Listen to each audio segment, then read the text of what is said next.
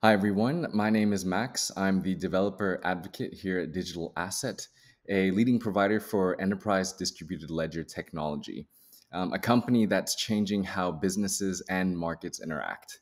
And today I'm going to be talking about building a global economic network for Web3 with composable applications. Building composable applications is a key requirement for any ecosystem to thrive and grow organically. And this is true even more for financial applications that rely on blockchain providing services that are extensible without having to rewrite or redeploy systems and software infrastructure.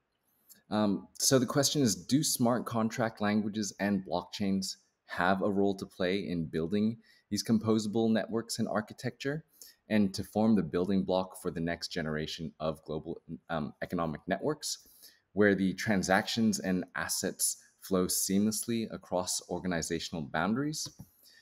We'll see real life examples today of what is happening today with DAML, which is digital assets core technology that is used by numerous institutions, which include Goldman Sachs. They're utilizing it to develop their own end-to-end tokenized asset infrastructure. The Hong Kong Exchange that's using DAML to build the next generation securities and settlements platform, connecting Hong Kong and Western markets to mainland China. Expansive, the global marketplace for transacting an infinity array of data driven commodity products, which recently got a 400 million investment from Blackstone. So these are just some examples of what we'll be going through and what these companies are using, which is DAML, which is very exciting. So let me go through just an overview of what we'll be talking about today. So composability today, what multi-party applications are, the challenges with message-based protocols, solving the reconciliation issues with blockchains.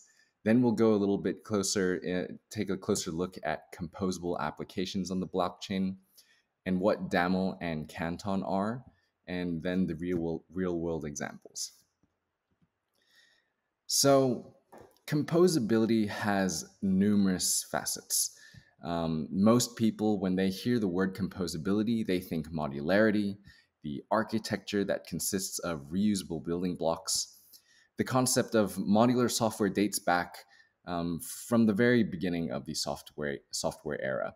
It's always been there, and today it's applied to the applications that we see, normally just behind the scenes. And historically, it's evolved from a monolith structure into microservices. And open source is a great facilitator of modularity. It encourages developers to work on shared projects, which are then used by other developers for building blocks for their projects.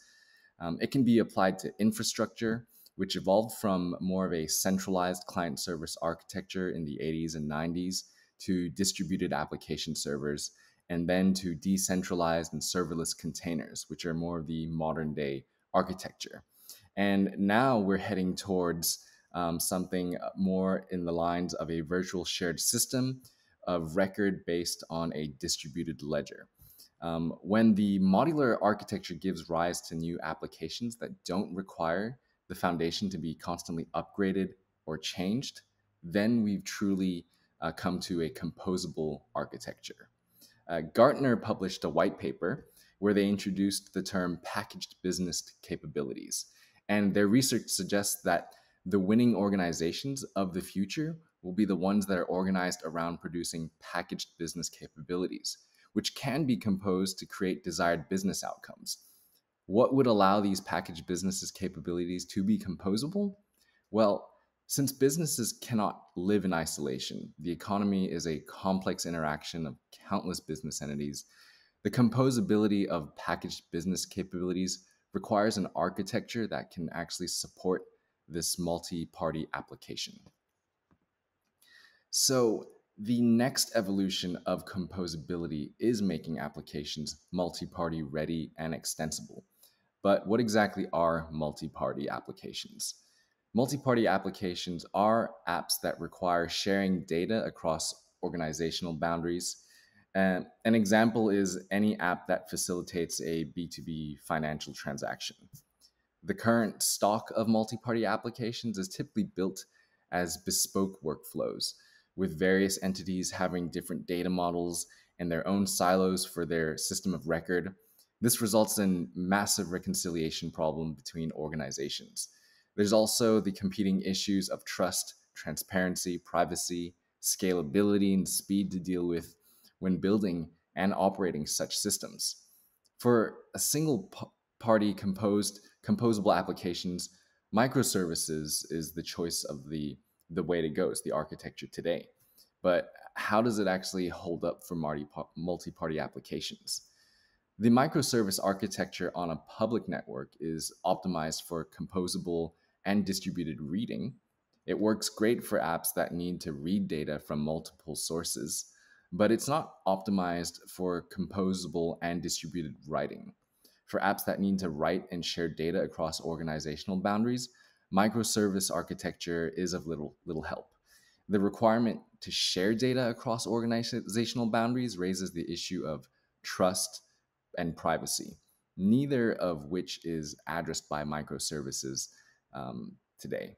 So, solving this problem of building multi party applications is an important requirement for building a global economic network, where assets and economic value flows freely and securely across the boundaries. And let's see how we can accomplish this. So, today's multi party applications that facilitate workflows spanning multiple organizations are typically based on some sort of messaging infrastructure. Each party maintains its own record of transactions and state, and these records are synchronized using some kind of messaging scheme. Since this approach is inherently not fail-safe, it results in disputes between parties and necessitates expensive reconciliation efforts to resolve mismatched records.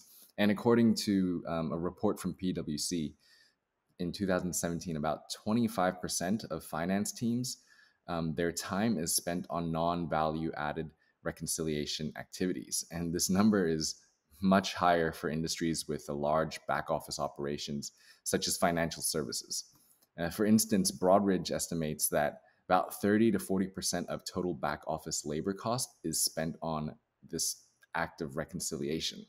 So there are further challenges with messaging-based synchronization. Number one, it's hard to maintain atomicity of a transaction, which is essential in a DVP or PVP workflow. This leads to increased counterparty and business risks that are expensive to mitigate.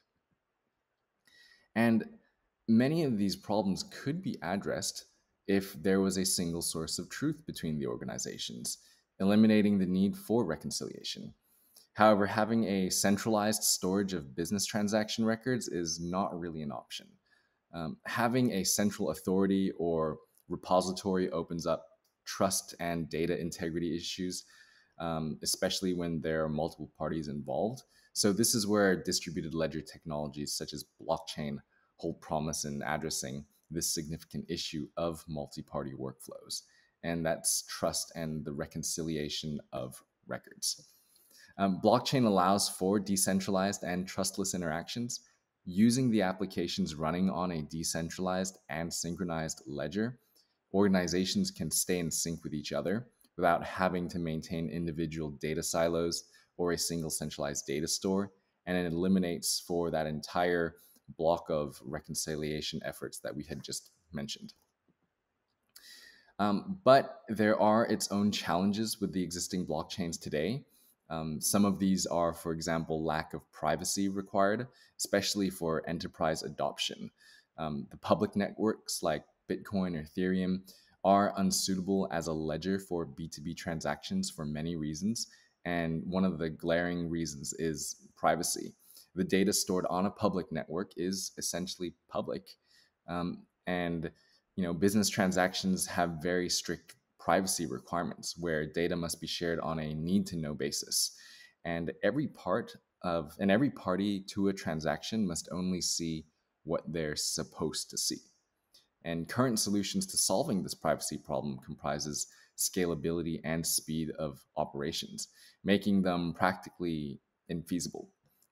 There are also interoperability challenges that prevent blockchain protocols from easily interacting with each other, in turn preventing a broader network expansion, um, adoption, and ultimately the realization of the network effect.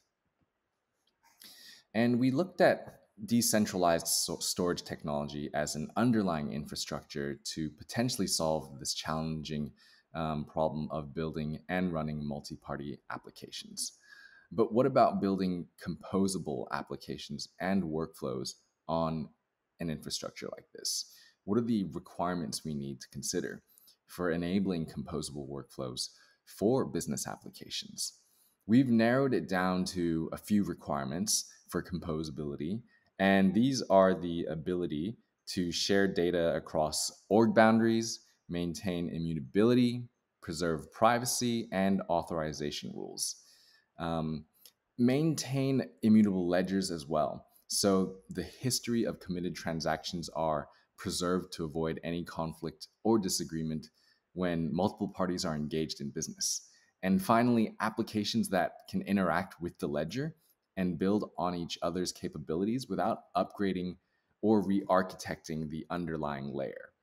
And we can accomplish this by introducing the concept of network participants. Network participants, or nodes, domains that constitute the network, and smart contracts that implement the business logic of the transactions between the parties. So, this is where technologies such as DAML and Canton play a role. DAML is a programming language for building smart contracts, and it's a smart contract, and it's what the applications would use, and it's focused on the transaction workflows, the business workflows. So DAML takes care of synchronizing state so that there's a single source of truth for the data. The foundation is actually decoupled from the underlying infrastructure. So you can build an app on the database or blockchain that you have already today. The shared foundation provides an authoritative source of data, which can be used as a basis for an in-house analytics or new data products. It also provides an audit trail that can prove provenance and regulatory compliance. Canton is a privacy enabled distributed ledger protocol for distributing data, trust, and the execution order that can operate independently with or without blockchains. So, back end DAML applications running with different storages. The front end application for each participant is integrated with each other's participant systems, adding new participants to the application, and adding new Canton domains make the application and network more composable. So if you look at the diagram, you can see that each little, I guess, node or square here is a participant, and these are all different parties, and the underlying infrastructure would be, well, Canton would be responsible for that, and a participant or a node can plug in, and this global economic network can just keep growing while each participant maintains its own privacy. Now, DAML itself, the language, is an open source domain specific programming language, which is purposely built to create and operate smart contracts. It's a functional programming language, which bodes well for implementing atomic transactions that facilitate workflows like what we mentioned earlier, DVP and PVP. It's based on Haskell, which is a tried and tested functional programming language that's been around for decades. DAML adds primitives that define and enforce the data schema, the semantics, and the execution transaction between parties. It allows you to encode programmatically and enforce contractual rights and obligations between the parties. The DAML privacy model, which extends to a sub-transaction level on the ledger, guarantees that the parties are only able to see the data that they're allowed to see, which is defined in the DAML smart contract code itself. So if we look at this on the right-hand side of this deck, that's how you would define a DAML smart contract. There are fields, and there's fields related to the privacy, which basically defines who should be able to see what. There are controller rights and obligations, which actually define what a party can do or what a party cannot do. And all of this can be composed in other contracts as well when you're writing DAML, and it just makes the developer experience so much more smooth. And for Canton, it's a privacy enabled distributed ledger that is enhanced when deployed with complementary blockchains and provides a secure synchronization between multiple parties and a wide array of technologies. With Canton, you can join existing ledgers with the Canton participant node, and you can create your own ledger with a Canton domain. The ledger can be further enhanced with a database or a blockchain of your choice. Um, for DAML digital, which is digital assets core technology, it enables an interface across networks. It is a platform for building multi-party applications that run seamlessly across completely different infrastructures, whether databases, enterprise blockchains, or public blockchains. It is the first system to fulfill the key requirements of a network of networks for global commerce. And we think this is one of the core building blocks for the global economic network. And diving into some of the real world examples, a recent example of this evolution in composable applications for a global economic network is the Australian Stock Exchange and their newest distributed ledger technology as a service platform, or DLT as a service platform, called Symphony. The three main elements of an inclusive DLT as a service include the ledger and associated infrastructure. This includes the databases, which to write, hold, and save transactions, the immutability and synchronization layers. Number two, the customer nodes and access into the provider's ecosystem. This includes secure networks and connectivity. It can solve many of the connectivity issues that are pain points for numerous organizations today, packaging sophisticated technology into simple turnkey solutions. The common libraries, applications, data rights, and useful tools that an organization can access, making it easier to onboard users and ensure that the applications are activated quickly. Other vendors can develop customized and composable applications that run on this network, offering services to other parties and participants who are already part of this network. For example, KPMG, they're creating and operating the New South Wales government's building assurance solution that'll provide a what they call a trustworthy index for buildings based on the source and the quality of the materials, as well as the contractors used in this construction of a building. And this will enable anyone who's interested to distinguish between a compliant and resilient building versus a building that might not be compliant or problematic. And all of this is being built on DAML with Symphony's Ledger platform. As well as modern exchange operators, they can position themselves as infrastructure providers for financial markets.